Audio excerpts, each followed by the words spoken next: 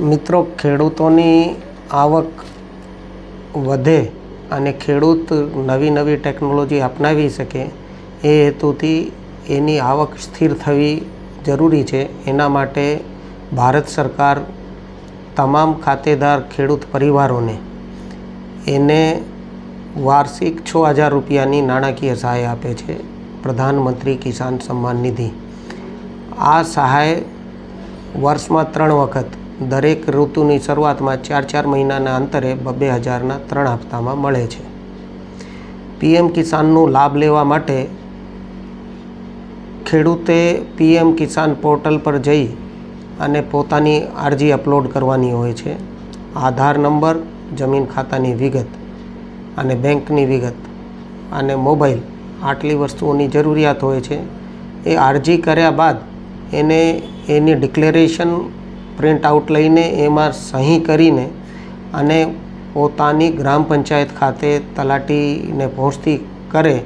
એના પછી એના પ્રમાણપત્રોની ચકાસણી કરી તાલુકા કક્ષાએ જાય. તલાટીથી તાલુકા કક્ષાએ એની ચકાસણી થયા પછી જિલ્લા કક્ષાએ આવે.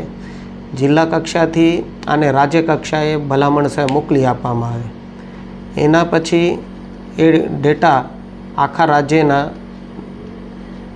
દિલ્હી ખાતે મોકલવામાં આવે અને ત્યાંથી એના પછી રજિસ્ટ્રેશન તારીખ બાદ એ ખાતેદાર ખેડૂતના ખાતાની અંદર 2,000નો હપ્તો પડવાનો શરૂ થાય.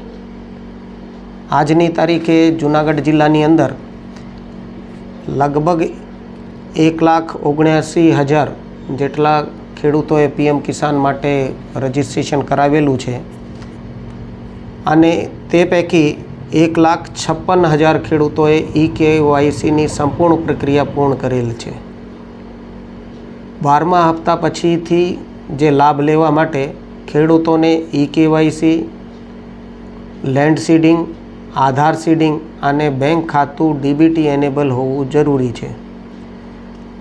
આ કામગીરી જે બી ખેડૂતોની બાકી હોય એ ખેડૂતોની આ કામગીરી પૂર્ણ કરાવવા માટે જૂનાગઢ જિલ્લાની અંદર દરેક ગ્રામ પંચાયત ખાતે વિલેજ નોડલ ઓફિસરો તારીખ 5થી 20 સુધી ખાસ ઝુંબેશ રૂપે ઉપસ્થિત રહી આ કામગીરી કરવાના છે.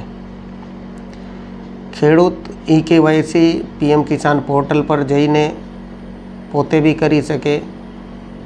એ બેંકમાં જઈને પોતાનું બાયોમેટ્રિકના આધારે બી કરાવી શકે, આધાર બેઝ કરાવી શકે. ફોન નંબરમાં OTP આવે એના આધારે બી એ કરાવી શકે. પીએમ કિસાન ફેસ ઓથેન્ટિકેશન એપ છે એનાથી બી EKYCની કામગીરી કરાવી શકે. એક લાભાર્થી ખેડૂત પોતાના ઓથેન્ટિકેશન થયા પછી બાકી અન્ય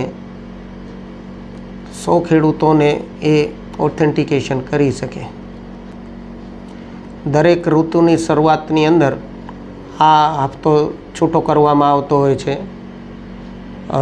છેલ્લો 16મો હપ્તો જે છે એ 28 ફેબ્રુઆરીએ છૂટો કરવામાં આવ્યો હતો. હવે જૂન માસના અંત અથવા જુલાઈ માસની શરૂઆતની અંદર ખેડૂતનો ખાતાની અંદર આ હપ્તા પડશે. એટલે તમામ ખેડૂતોએ એ મુજબ પોતાની EKYC કામગીરી વહેલી તકે કરાવી લેવા વિનંતી છે.